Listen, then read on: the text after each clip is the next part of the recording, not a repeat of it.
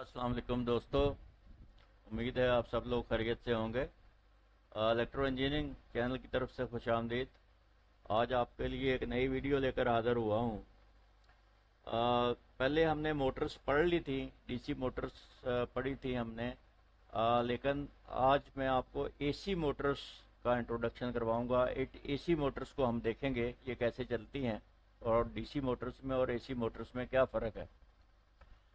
आपको पता है डीसी जनरेटर और एसी जनरेटर हमने पढ़े थे, तो मैंने बताया था कि दोनों में कोई फर्क नहीं है सिवाय इसके कि जो वोल्टेज कलेक्शन सिस्टम है वो दोनों का मुख्तलिफ है। डीसी जनरेटर से हम कम्यूटेटर से बिजली कलेक्ट करते हैं, वोल्टेज कलेक्ट करते हैं, और जो एसी जनरेटर है उससे स्लिप रिंग्स से हम लोग वोल्टेज कलेक्ट करते हैं। इसी तरीके से दोस्तों डीसी मोटर्स और एसी मोटर्स में भी बस यही फर्क है। डीसी मोटर्स जो हैं ये मैंने पहले पढ़ चुके हैं, इस पर मैं वीडियो बना चुका हूं। ये मैग्नेटिक अट्रैक्शन और रिपल्शन के असूल पर तो काम करती ही करती है, लेकिन अगर आप इसके जो है कम्यूटेटर्स या फील्ड्स वाइंडिंग को, इसकी करंट फ्लो को रिवर्स नहीं करेंगे तो सेम पोल्स रहेंगे, सेम पोल्स एक दफा अट्रैक्ट हो जाएंगे और वो वहीं खड़े रहेंगे। लेकिन अगर आप उनको रिवर्स करते रहेंगे पोल्स को, तो जाहिर है मोटर रिपल्शन और अट्रैक्शन का अमल जारी रहेगा और मोटर चलती रहेगी। इसी तरीके से ये देखिए, ये एक यूनिवर्सल मोटर है, एसी मोटर है। इसको सीरीज मोटर भी कहते हैं। सीरीज मोटर इसलिए कहते हैं कि इसका आर्मेचर और इलेक्ट्रोमैग्नेट सीरीज में है। ये देखें, ये वाइंडिंग की हुई है ए शक्ल में। ये बी इसका जो है ना ब्लॉक डायग्राम दिखाया गया है। Armature and field are in series, दोनों सीरीज में होते हैं। Both winding have same current flow. जब सीरीज में है, आपने पढ़ा हुआ है पहले, करंट फ्लो सीरीज में हर जगह पे एक जैसा होता है। Commutators change current flow direction. Commutators जो है कहता है वो करंट फ्लो की डायरेक्शन को चेंज करते हैं इन बोथ वाइंडिंग्स, यानी दोनों वाइंडिंग्स में वो चेंज हो जाती हैं current flow direction. Rotation direction does not reverse as both currents change. मैंने बताया कि वो पोल्स क्योंकि दोनों रिवर्स हो जाते हैं, फील्ड का भी रिवर्स हो जाता है और आर्मेचर का भी रिवर्स हो जाता है, तो पोल्स तो चेंज ही नहीं हो रहा है। अगर चेंज हो रहे हैं तो दोनों के हो जाते हैं, इसलिए मतलब जो है वो उसकी डायरेक्शन जो है ना चेंज नहीं होती। Can work on DC and AC both, कहता है ये एसी और डीसी दोनों पर काम कर सकती है।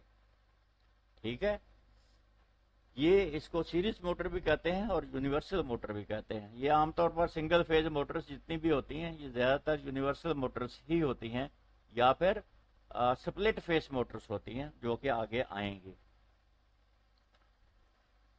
आगे देखते हैं यूनिवर्सल मोटर्स विद एसी। वो तो हमने डीसी के साथ देखा था ना, एसी के साथ इसको देखते हैं। अगर हम note direction of current flow reversed in both pictures, यहां पर अगर आप देखें तो डायरेक्शन ऑफ करंट फ्लो जो है दोनों में चेंज हो रहा है। ए में देखें और फिर बी में देखें। ये देखें, ए में ये साइन सिम्टम बन रहा है और बी में ये बन रहा है, तो डायरेक्शन। एक दूसरी बात ये याद रखें कि ये फील्ड है, इसको हम फील्ड कहते हैं, और ये जो है सेंटर में इसको हम आर्मेचर कहते हैं। तो note direction of current flow reversed in both pictures. इससे इसमें जो करंट फ्लो है उससे इसमें तब्दील हो गया है, रिवर्स हो गया है। तो इस तरीके से ये मोटर चलती रहेगी। यूनिवर्सल मोटर्स ऐसी मोटर्स और भी होती हैं।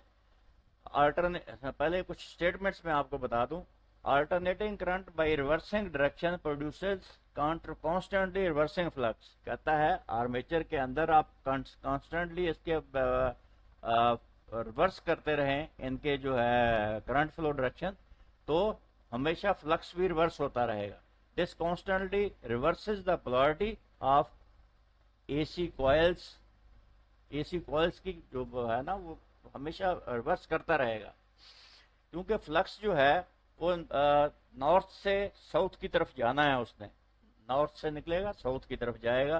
तो जब आप करंट फ्लो की डायरेक्शन चेंज कर देंगे इलेक्ट्रोमैग्नेट में तो पोल्स भी चेंज हो जाएंगे। The flux around an AC coil is never study. ये कहता है फ्लक्स जो है किसी भी एसी कॉयल के चारों तरफ कभी भी एक जैसा नहीं होता, ये खड़ा नहीं होता।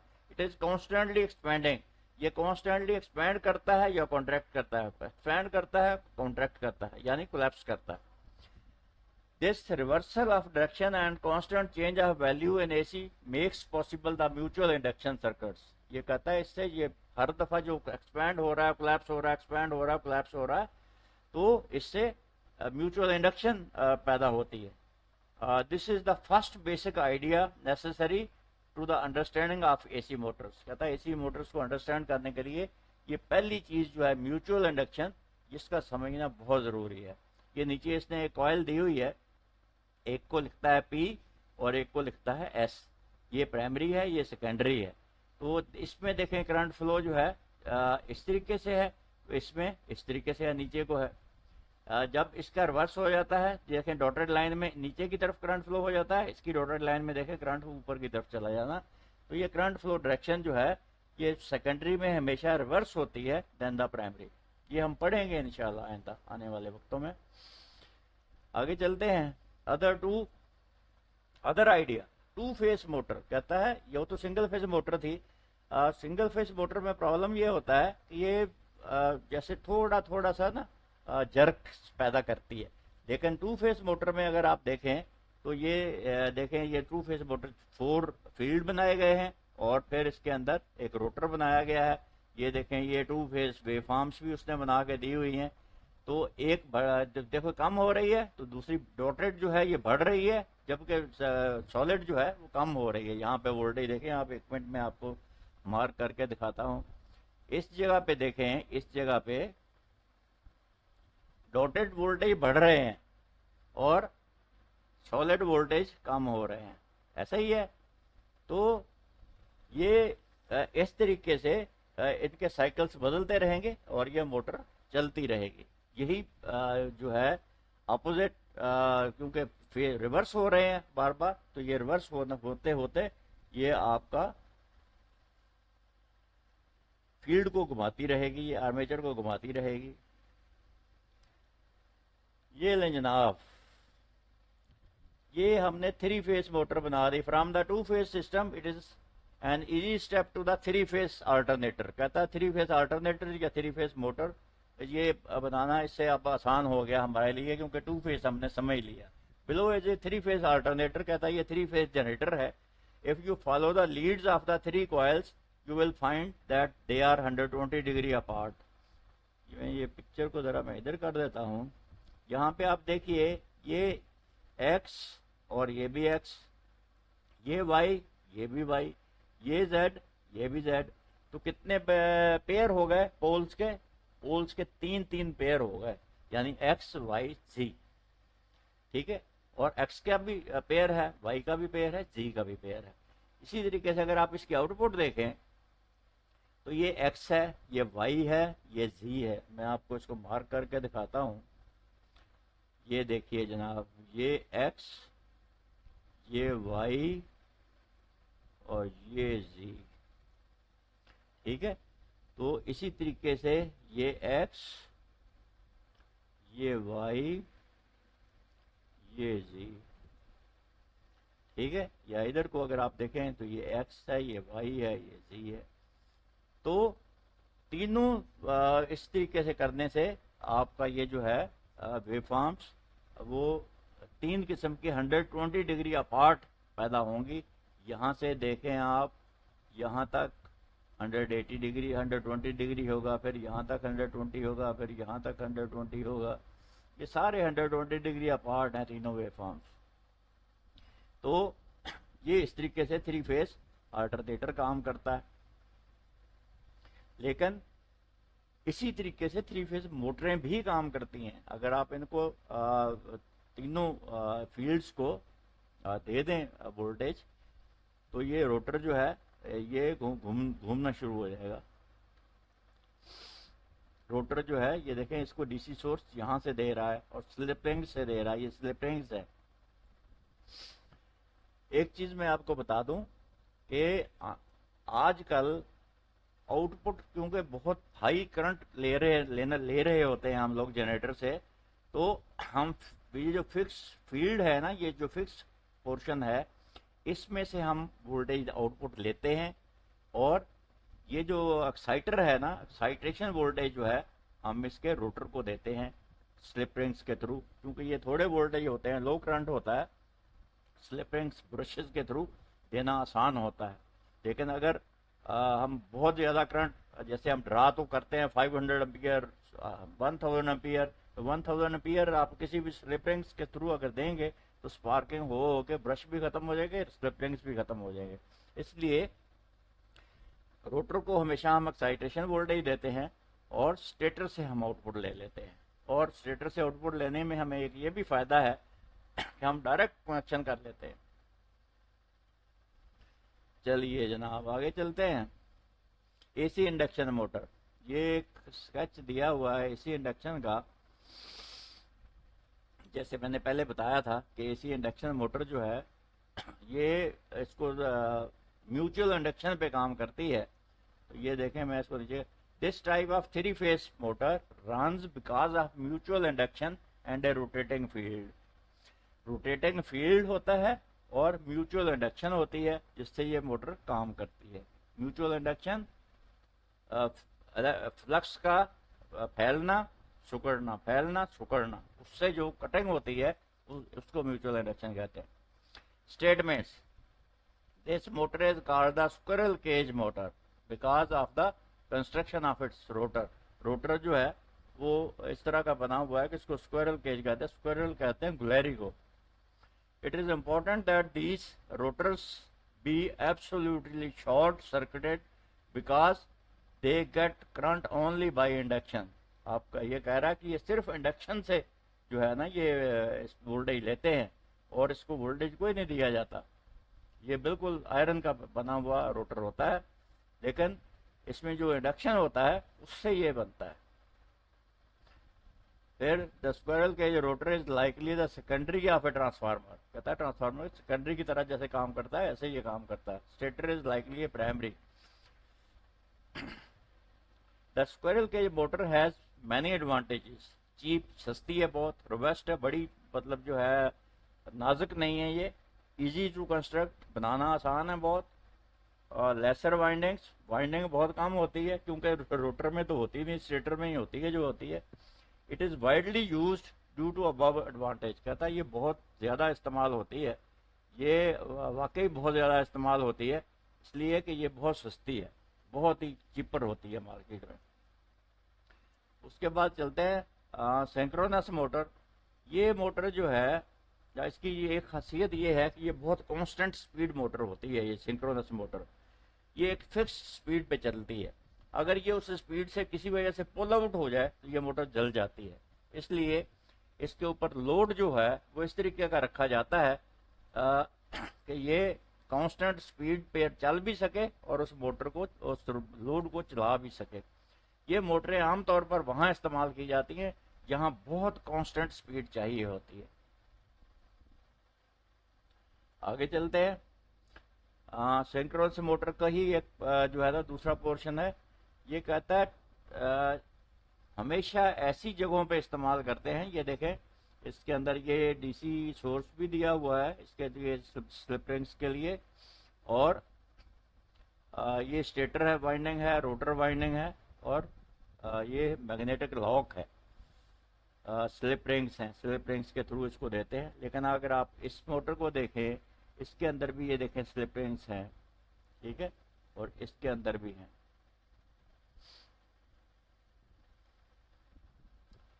तो